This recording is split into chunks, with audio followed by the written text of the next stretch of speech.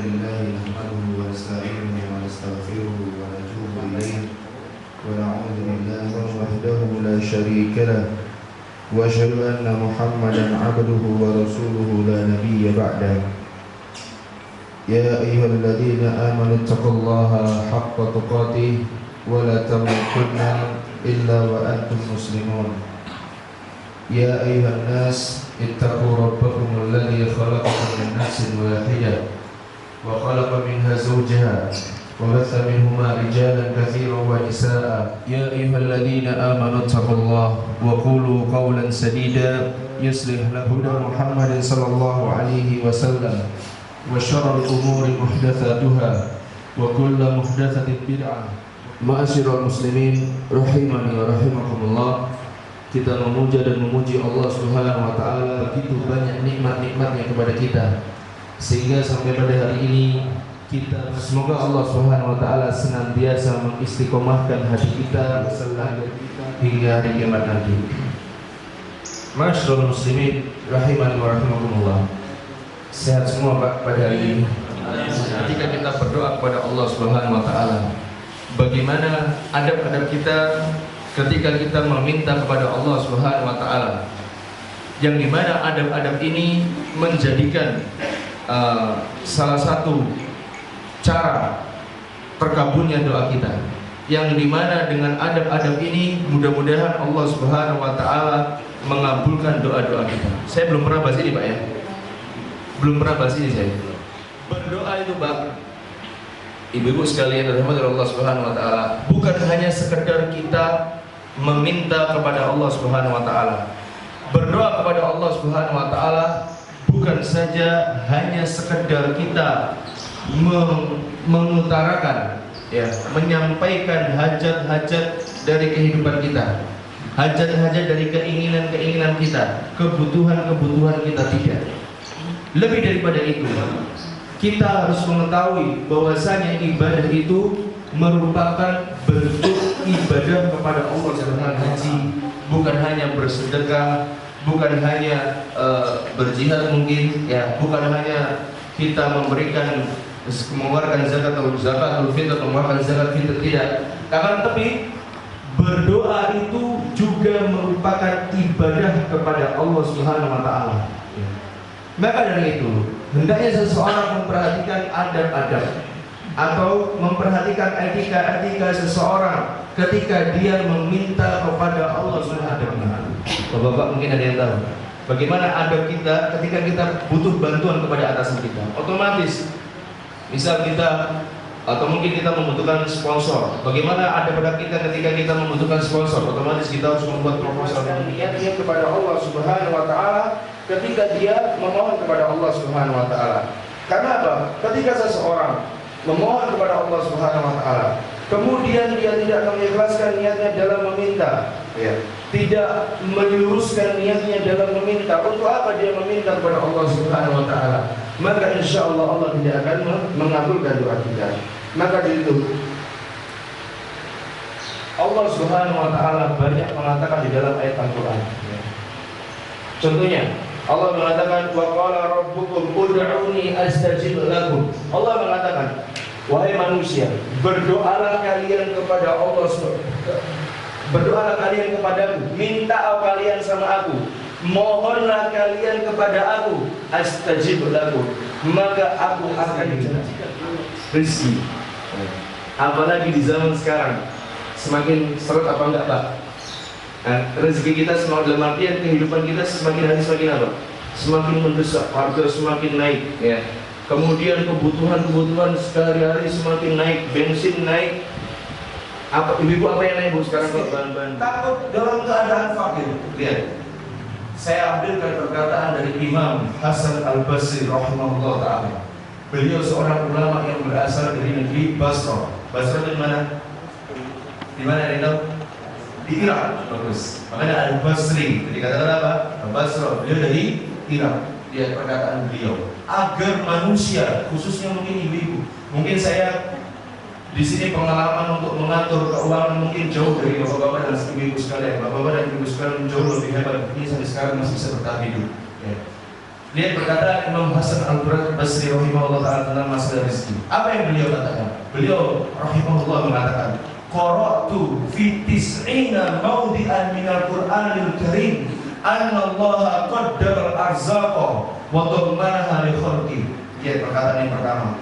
Wahai manusia, sesungguhnya aku sudah membaca Al-Quran khatam, dan aku melihat ada pada 90 tempat atau mungkin 90 ayat di situ maksudnya Allah menakdirkan rezekinya manusia wa dhammanaha li khalqi, dan Allah Subhanahu wa taala menetapkannya kepada setiap hamba. Berapa tempat? Berapa tempat? Fitis'ina mawdi'an. Allah menjanjikan manusia kepada manusia, setiap manusia ditetapkan loh ya, bukan belum ditetapkan, bukan hanya menakdirkan, tapi sudah ditetapkan kepada setiap manusia berapa? 90 tempat dalam Quran.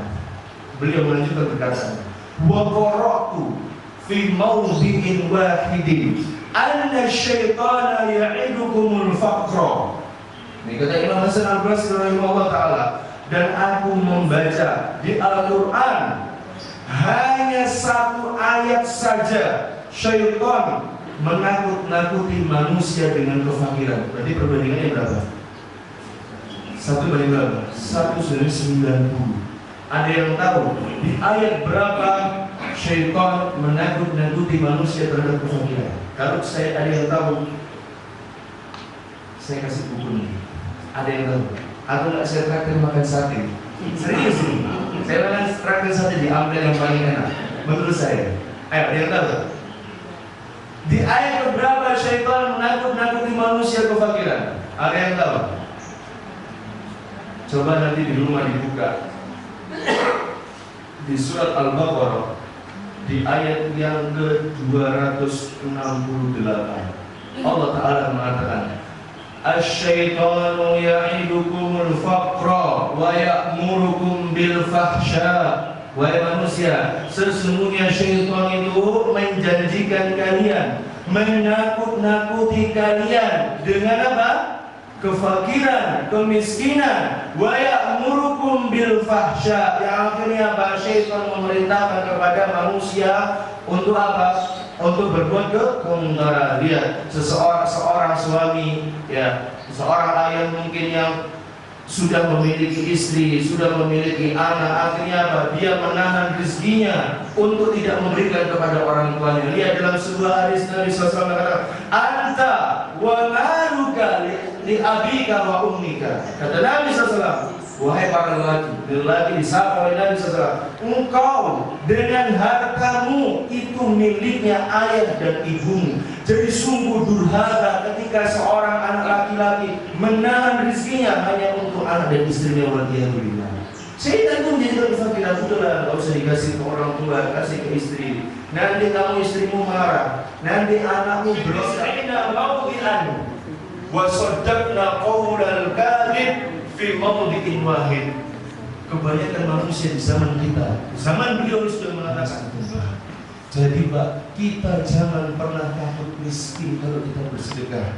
Kita jangan pernah takut miskin kalau uang kita sisihkan paling besar untuk orang tua kita. Jangan pernah takut miskin. Karena ada seorang salafus saleh yang lain mengatakan bahwasanya, tidaklah aku melihat seseorang yang sukses dalam kehidupan dunianya melainkan dia berbakti kepada kedua orang tuanya. Ini agak melenceng sedikit, ada doa. Seorang anak yang dia ketika itu ayahnya sedang berhutang 630.000 Coba bayangkan, negara utangnya seorang ayah 630.000. Akhirnya apa? Baktinya seorang anak pada orang tuanya. Berada di dalam penjara. Aku yang akan menggantikan posisi ayahku agar ayahku terbebas. Akhirnya apa? Ayahnya dibebaskan, dia meninggal dunia seketika itu juga.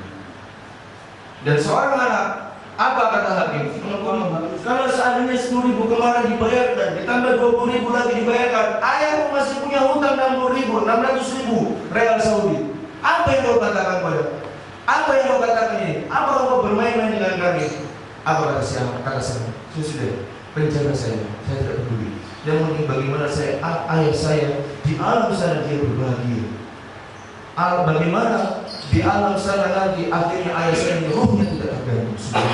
Ini bakti seorang anak kepada sang ayah. Akhirnya apa? Berita ini tersebar di seluruh sumber, menyombongkan diri dengan kita tidak mau memohon kepada Allah Subhanahu wa taala. Maka Allah Subhanahu wa taala mengatakan, "Innal ladzina yastakbiruna 'an ibadati sayadkhuluna jahannama dakhirin." Wahai manusia, barang siapa yang menyombongkan diri tidak mau beribadah kepada aku, dan termasuk ibadah adalah apa? Doa. Sayadkhuluna jahannam dakhirin. Maka orang-orang yang tidak mau memohon kepada Allah Subhanahu wa taala akan memasuki neraka dalam keadaan yang hina dan tidak berguna. Maka dengan video nasional mari kita semua, saya, bapak-bapak dan ibu-ibu sekalian, berbakti kepada kedua orang tua. Karena apa? Dengan kita berbakti kepada kedua orang tua kita, dengan kita senantiasa melayani mereka dengan sepenuh hati, insya Allah akan berikan jalan keluar setiap kita mendapat musibah.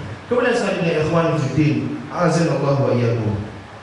Ada yang selanjutnya, ketika seseorang berdoa kepada Allah Subhanahu wa taala, ialah dia memperbanyak doa.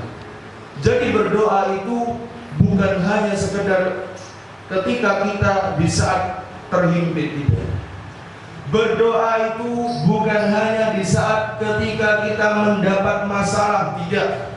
Berdoa itu bukan hanya di saat ketika kita sedang ditimpa musibah, tidak. Tapi di saat kita lapang ataupun di saat kita sempit, hendaknya manusia berbakti atau berdoa kepada Allah Subhanahu wa taala.